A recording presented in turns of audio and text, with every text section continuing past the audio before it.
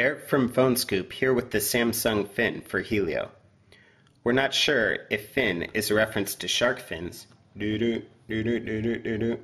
to surfboard fins, but what we do know is it's a play on the word thin, because the fin is the thinnest flip phone in the US, and that's a heck of a tongue twister.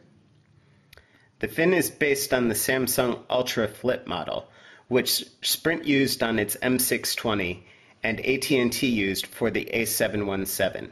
However, Helio has managed to shave a few millimeters off of both of those. We suspect they did it by removing almost everything from the outside. As you can see, there's not much here, except for the volume keys and this small charging port.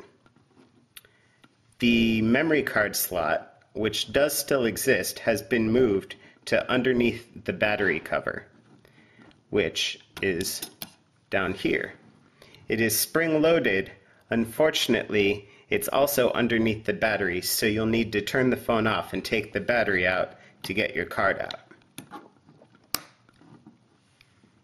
On the front is a small OLED display similar to the ones on other Ultra series models. It basically just shows you the time, signal strength, battery, and there is a new message indicator. Above it is a 3-megapixel camera.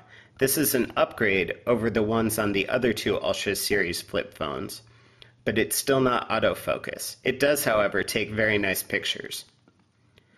On the inside, there's a loudspeaker, and we mean loud, and then a very nice QVGA display. Below it is the large keypad, which, as you can see, is totally flat. There are no keys. It's large and well laid out, so you can kind of guess what key you're on just by where your thumb is. However, there's very little action, so it's hard to tell whether you've clicked a key or not. There's just a slight click, which you might hear. The fin has the same menu system that we've seen on all Helios since last fall. As you can see, it's circular, so you can press in one direction on the keypad and the cursor will cycle around the menus even though you're just going in one direction, or you can use all the directions to navigate. Either way, as you rotate around, you'll notice that the two soft key shortcuts change to the most popular selection for that particular item in the menu, it makes getting around pretty easy. The fin is the first phone after the Ocean to feature the new unified inbox, which doesn't just do text and MMS, but also has email and IM as well. It supports IM for Yahoo, AOL, and Windows Live, and does email for all of those, plus Helio, Gmail, Earthlink, and a couple of others. If your mail service supports it, like Yahoo and Windows Live do, then the fin can keep you logged into an email account and tell you every time you get a new mail. Kind of like on a BlackBerry, but without having to pay for BlackBerry service.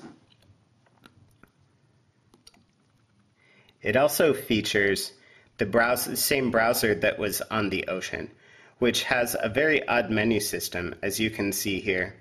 If you take a look, there's a menu key on the left, just like normal. However, when you press it, a menu drops down from the top, and you navigate left to right, just like you would on a desktop browser.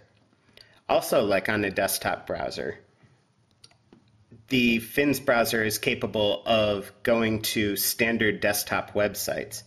It feeds them through a mobilizer run by Google, so the sites look a little bit different than what you're used to. I'll show you what PhoneScoop looks like, and you'll see. However, it still allows you to get the bulk of what you would get on a normal desktop site without having to go to the mobile version of a website. The fin's 3-megapixel camera is a little slow to start up, but it takes amazing pictures. We've been really impressed with what we've seen. After you snap a picture, Helio now offers this thing called Helio Up. It's on the fin as well as the Ocean. And hitting it, it allows you to instantly upload your picture to both Helio's website as well as to Flickr if you've associated an account with the Up browser, which makes things really convenient. When you look online, you'll notice there's a little Helio watermark in the very tiny one in the lower left-hand corner of all of the pictures that you upload using Helio Up, but it's a small price to pay for the convenience. In addition, it's one of the first ways in the US that you can attach a geotag to the photo right from the camera. So if you're out taking pictures and you upload them to Helio Up, every time you do that, it reads your GPS location and attaches that to the picture when it uploads it to Flickr, so you can put it on a map. Even though the fin offers many of the same features as the Ocean, it's still not quite as powerful.